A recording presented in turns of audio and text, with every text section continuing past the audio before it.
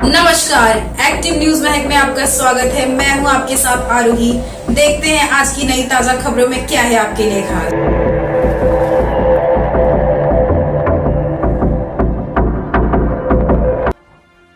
Ward number 18 में आपको दोबारा एक मौका मिला है, बहुजन विकास आघाड़ी ने दिया है, उसको लेकर के जनता के बीच आप क्या करेंगी?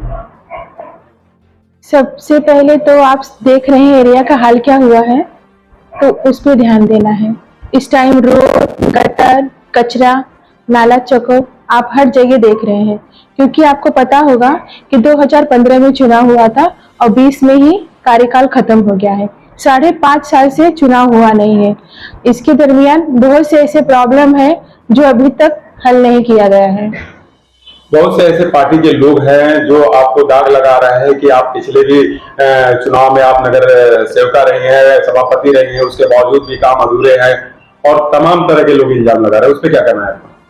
देखो, जो इल्जाम तो मेरे हिसाब से जो विरोधी हैं वही लगा रहे हैं, क्योंकि जो मेरी जनता है ना वो मेरे से खुश है।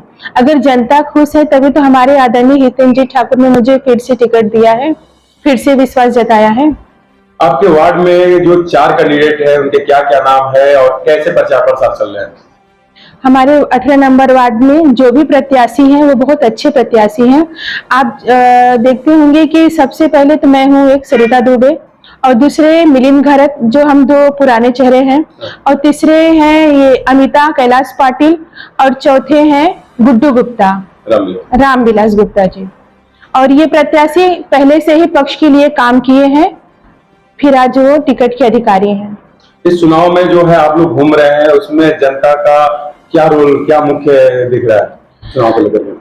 आज पहला ही दिन था और जनता का बहुत अच्छा रिस्पांस मिला है। बहुत से जनता ऐसे हैं कि जहाँ पे अपने आप मेरे साथ हम लोग के चारों जन के साथ में 500-600 जनता आज जुड़े हैं, कि साथ साथ में प्रचार भी किए हैं। आने वाले समय में जनता से क्या निवेदन करेंगे? मैं आने वाले समय में जनता से यही निवेदन करूंगी कि आपके बीच में मैं 2015 से ही जुड़ी हूँ और 10.5 साल आपके बीच में हूँ। मैं कैसी हूँ, क्या हूँ, आप सब अच्छे से जानते हैं। खास करके आप लोग अपना खुद सोचिए कि सरिता दुबे क्या है और आपको कैसे उनका आपका मैंने कैसे काम किया है, क्योंकि बहकाने वाले तो बहकाएंगे, लेकिन आपको उनपे नजरअंदाज करके मेरे काम के ऊपर, मेरे ऊपर ध्यान देना है। पिछले कार्यकाल में जो आपने काम किया है वो थोड़ा क्या पिछले आप जो नगर सेवक रहे हो तो आपने क्या काम किया है उसके बारे में बताएं। काम तो बहुत हुआ है भाई। काम तो रोड, गटर, पानी, सबसे बड़ी समस्या थी संतोष भवन में पानी की, जो 2015 में आदरणीय हितेंद्र जी ठाकुर ने वादा किया था कि अगर हमारे नगर सेवक जीत के आते हैं तो सबसे पहले हम पानी का हल करके देंगे, और हमारे आदरणीय लोक नेता हितेंद्र जी के ठाकुर द्वारा वो हल किया गया है। और क्या काम? और तो आप गटर, रास्ता, रोड सब हुआ है, लेकिन 5.5 साल से हमारा सारा काम, मतलब जानते हैं कि जब हम है ही नहीं तो कहाँ से काम होगा, तो इसकी वजह से थोड़ा काम हमारा रुका हुआ है। अगर जनता आपको जिता करके लाती है तो सबसे पहला आपका क्या कदम रहेगा विकास के ऊपर?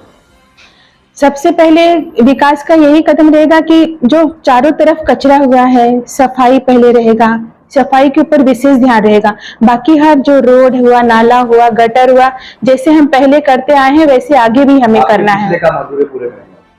पिछले काम अधूरे ज्यादा नहीं है, थोड़े हैं, और वो भी पूरे करने हैं, क्योंकि काम तो बहुत है, काम बहुत है। क्षेत्र एक बड़ा है और विकास के कार्य बहुत जो धीमे हुए थे और अभी भी खड्डे हैं, बहुत सारे हैं, परिवर्तन हुए थे, लेकिन परिवर्तन के बाद भी ऐसे के रोड गटर ऐसे ही दिख रहे हैं। हाँ, जनता ने थोड़ा परिवर्तन, जनता ने परिवर्तन चुना था, लेकिन परिवर्तन अभी वो भुगत भी रहे हैं, क्योंकि उनको पता है ना कि परिवर्तन के नाम पे उन्हें क्या मिला है, कि जो रोड, रास्ते, गड्ढे, जैसे ही गणपति आते थे तो पूरा रास्ता रिपेयर शुरू हो जाता था, नवरात्रि आने के टाइम पे पूरा अच्छा हो जाता था एरिया। इस बार कुछ भी नहीं हुआ है, 3 विधायक होते हुए परिवर्तन सरकार के, लेकिन यहाँ पे कुछ भी नहीं किया गया है।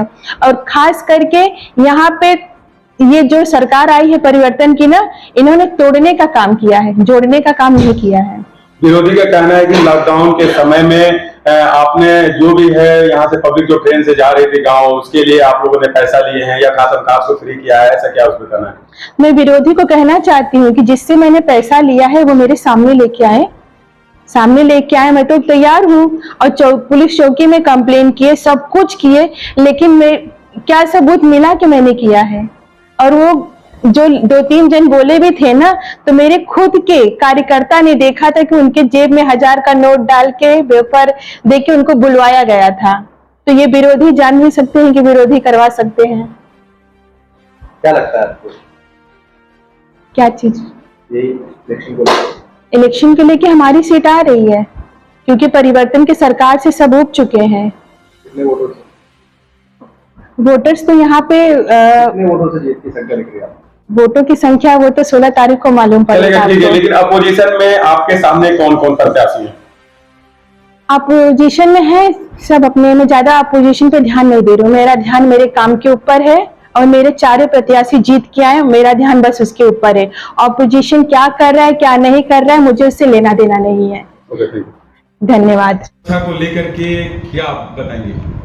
महिला सुरक्षाओं को लेकर मैं ये बताना चाहती हूँ कि जो भी उनके ऊपर अत्याचार हो रहे हैं और जो भी महिलाओं के साथ भेदभाव किया जा रहा है, तो मैं उनके ऊपर आवाज़ उठाऊंगी और उनके हर प्रकार से सहयोग करूंगी। बस।